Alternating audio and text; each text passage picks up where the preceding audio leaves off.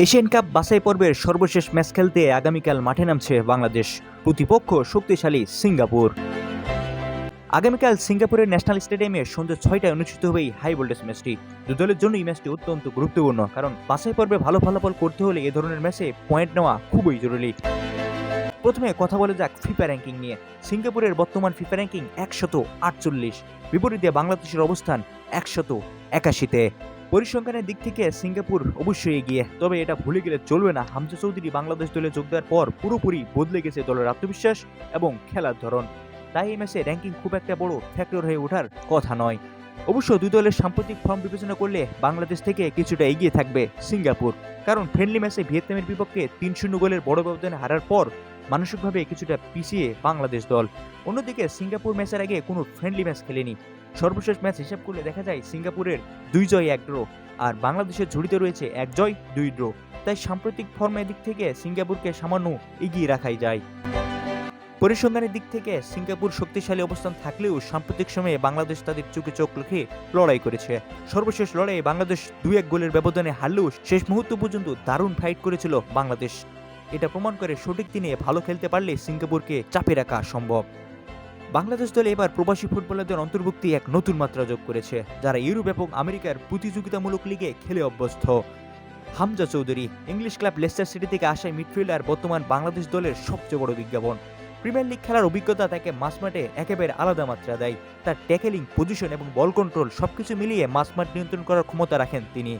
আরেকজন গুরুত্বপূর্ণ ফুটবলার শামিদ সোম। Canadian premier league থেকে আসা মিডফিল্ডার বল কেড়ে নেওয়ার পাশাপাশি আক্রমণ গঠনে গুরুত্বপূর্ণ ভূমিকা রাখতে পারেন। এছাড়াও মোরসালিন এবং ফাহমিদুল যদি নিজেদের সেরা পারফরমেন্স দিতে পারেন, তাহলে সিঙ্গাপুরের জন্য ম্যাচটা মোটেই সহজ হবে না। তবে এই ম্যাচে বাংলাদেশ মিস করবে তাদের দলের সেরা স্ট্রাইকার রাকিব হুসাইনকে। সর্বশেষ দেখায় সিঙ্গাপুরের বিপক্ষে বাংলাদেশের একমাত্র গোলটি এসেছিল রাকিবের পা থেকেই। অন্যদিকে শক্তিশালী স্কোয়াড নিয়ে নিজেদের মাঠে বাংলাদেশকে হারাতে মারিয়া সিঙ্গাপুরের একাধিক ফুটবলার বাংলাদেশের জয়ের পথ বাধা হয়ে দাঁড়াতে পারেন। প্রথমেই আসি ইকসান ফান্দির কথায়। সিঙ্গাপুরের প্রধান গোল মেশিনে ইকসান তার উচ্চতা, ফিনিশিং এবং বক্সের ভিতর পজিশনিং তাকে অত্যন্ত বিপজ্জনক করে তোলে। তার ভাই ইরফান ফান্দিও কম জানেন না। এই দুই ভাই মিলে বাংলাদেশের রক্ষণভাগকে কঠিন পরীক্ষায় ফেলতে পারে। মাঝমাঠে আছেন কিউগা নাকামুরা। জাপানিজ ন্যাশনালাইজড এই মিডফিল্ডারকে বলা হয় সিঙ্গাপুর দলের মস্তিষ্ক। মাঝমাঠে তার নিখুঁত পাস দিয়ে যে কোনো সময় প্রতিপক্ষের ডিফেন্স ভেঙে দিতে পারেন তিনি। আর রক্ষণভাগে আছেন ইরফান ফান্দি। শক্তিশালী ডিফেন্সের পাশাপাশি কর্নার বা ফ্রি কিকের সময় হেড দিয়ে গোল করার ক্ষমতা রাখেন তিনি।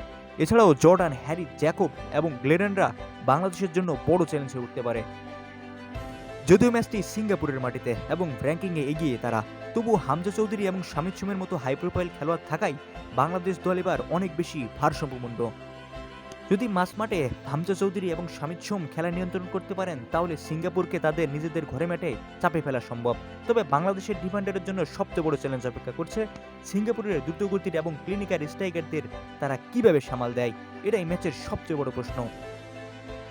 সব মিলিয়ে বলা যায় র্যাঙ্কিং এবং পরিসংখ্যানের দিক থেকে সিঙ্গাপুর এগিয়ে থাকলেও স্কোয়াডের মান এবং আত্মবিশ্বাসের দিক থেকে বাংলাদেশ এবার অনেক বেশি প্রতিদ্বন্দ্বিতা করার মতো অবস্থায় রয়েছে। সঠিক দিনে ভালো পারফরমেন্স করলেই সিঙ্গাপুরকে হারানো অসম্ভব কিছু নয়। এখন দেখার বিষয় মাঠের লড়াইয়ে শেষ হাসি হাসে কে। আপনার কাছে কি মনে হয় এই ম্যাচটি কে জিততে পারে, বাংলাদেশ নাকি সিঙ্গাপুর? কমেন্টে আপনার মতামত জানাতে ভুলবেন না।